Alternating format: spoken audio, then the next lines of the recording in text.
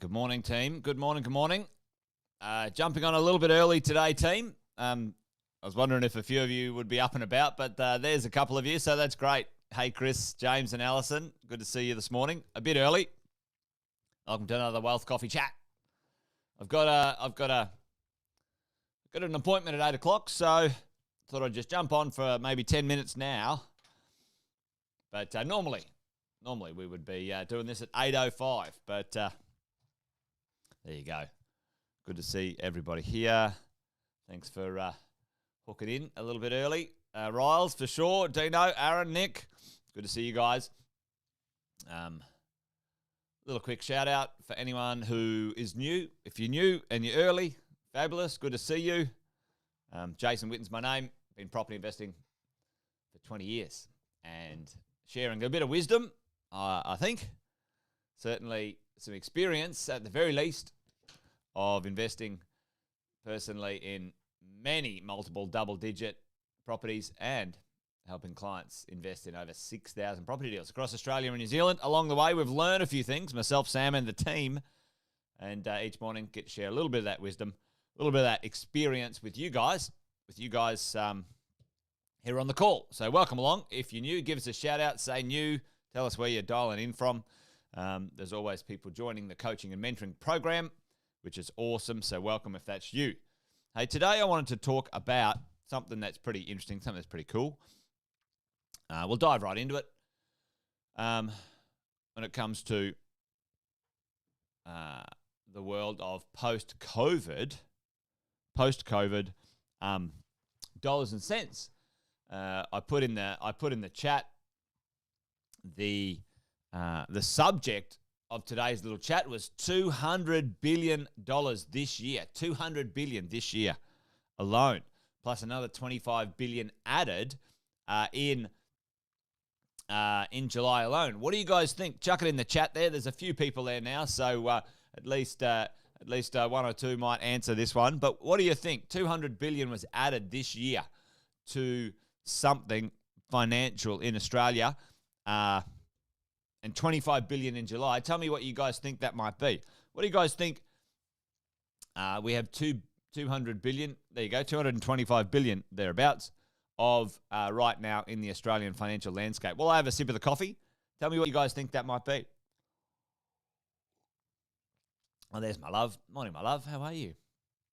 Good to see you all the way from the house down there. My walk to work this morning had no traffic. I was happy with that as we roll along. But if you're a bit slow on the old thumbs today, or you're probably driving along like many people are, what have we had $200 billion of? Nick said super. No, Nick, it flowed out of super. Subsidy, Alison? No, super and subsidy flowed into this thing. I'll put you guys out of your misery. Check this out, team. $200 billion of household savings. Household savings. Australians are flush. Maybe it doesn't feel that way, but it's some of the highest savings ratios we have had in history in tracking in Australia. We're breaking records all over the place, sometimes for good and sometimes not so good. One of the conversations, though, that I wanted to have today about this stuff, which $200 billion worth of savings, cash was my guess, Shay, cash somewhere, infrastructure, Zafar, there's lots of infrastructure going on all over the place, but you have a look at this, team. Have a look at the billions of dollars that flowed out. It was interesting there. Nick, you were saying super. Check out the amount of super that flowed out of the super system, and it's actually a drop in the ocean, to be honest. Close to $30 billion flowing out of the super system, super withdrawals, in that middle section per month, which was, I think that was fantastic. I think it's great. People grabbed it. The smart ones, tucked it away for a rainy day. Some of the other smart ones used it to buy houses. You name it. That happened. And for the most part, lots of money flowed out into the system for us, consumers, JobKeeper, you name it, came out. and people squirreled it away. We're here right now. And that worries a few people. The money coming out of the system to the general public. Now, there's a few people certainly having a hard time of it. That is for sure, team. That is for sure. This is not a conversation about people aren't having a hard time. This is a conversation about, okay, what's going on here? Household savings, $200 billion. And what am I talking about when I'm talking about moving the zero line? Okay, there's a concept that I've talked about a fair few times, and I've talked about the idea that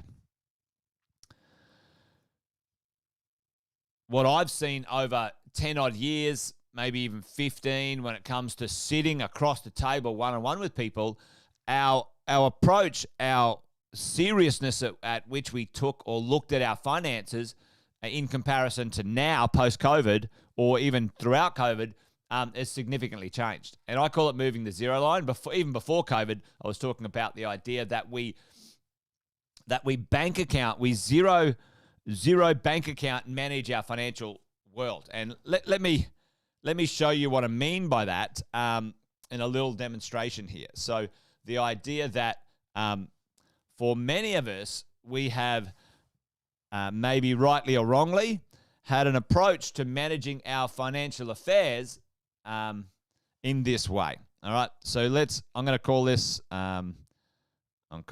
moving the zero line. Okay. Now, for some of you sitting on the call right now, this might land and you go, "Oh, yeah, that was me." Or maybe it's like, "Well, that's not me, but there's someone I know." Let's see what happens. All right. So this is zero. This is $0 in your bank account. Anyone remember the days where you would get paid? This is how, you got $0 in your bank account. You get paid, and then you spend your money, and then you get paid, and then you spend your money, and you get paid, and you spend your money, and you get paid. And remember those days. And remember those days when it comes to our financial world, right? And this is usually this is in our early 20s when the commitments of life are pretty low key. Let's face it. All you've got to do is pay your rent, buy some food and some drink, and maybe put some petrol in the car. All right, that's the sort of thing. So we set up a pattern. We set up a pattern in this little thing. And some people talk about getting some savings going. But what I find is a lot of people fall into the trap of, like, if you're at zero on your cash, why don't you just get a credit card? All right. And I hear this all the time. Oh, I've got a credit card for, tell me what it's for. Oh, emergencies. Emergencies. All right. Well, a credit card for emergencies. All right. You get a $10,000 credit card. So you're negative 10,000. So what happens now, in most people's lives, is they go, all right, well, I'll spend. Oh, I'll get the credit card. Oh, spend. Oh, I get the credit card. And what happens is we spend a lot of time under the zero line. Okay? Not on zero, but negative in our cash position. Okay? Which is not a great look, team. That's not a great look. That's not a great outcome for you or your money, or more importantly, to borrow when we want to borrow. All right? Here's the way we should do it. And maybe many of you are already on this already. We're going to move the zero line, team. We're going to move the zero line. I'm going to move that, actually. Give me a bit more space. I'm going to move the zero line. We're going to move the zero line up.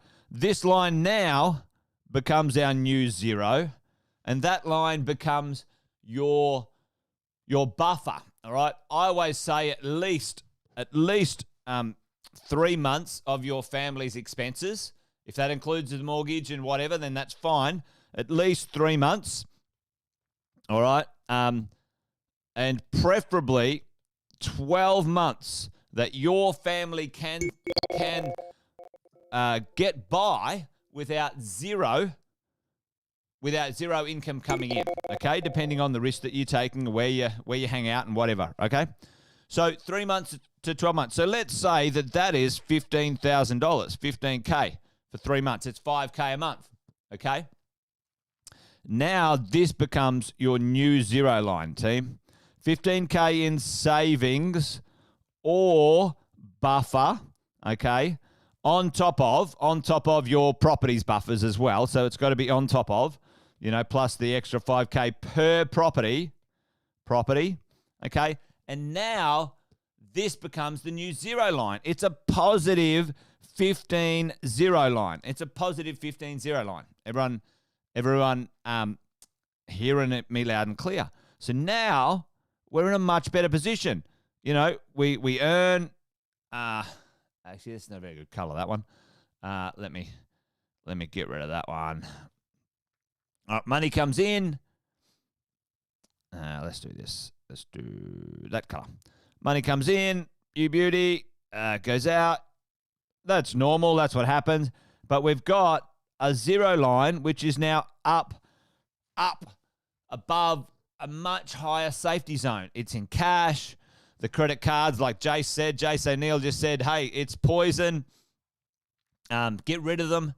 And there we go. We move our zero line up. And this is what I believe, for the first time that I've been coaching people about money and wealth, people have actually taken seriously because of the COVID situation. Everyone had a look and go, crikey, I'm bloody 2 weeks away from being on the street. This is not a good idea, okay? Cut the credit cards up. Good on you, Nick. That's the way, mate. And, Nick's got 12 months of living expenses in his offset account. Perfect, Nick. Because, team, what happens in this situation if you don't have that zero line, you don't have that financial buffer, we tend to make quite poor money decisions, quite poor financial decisions under pressure and stress, okay?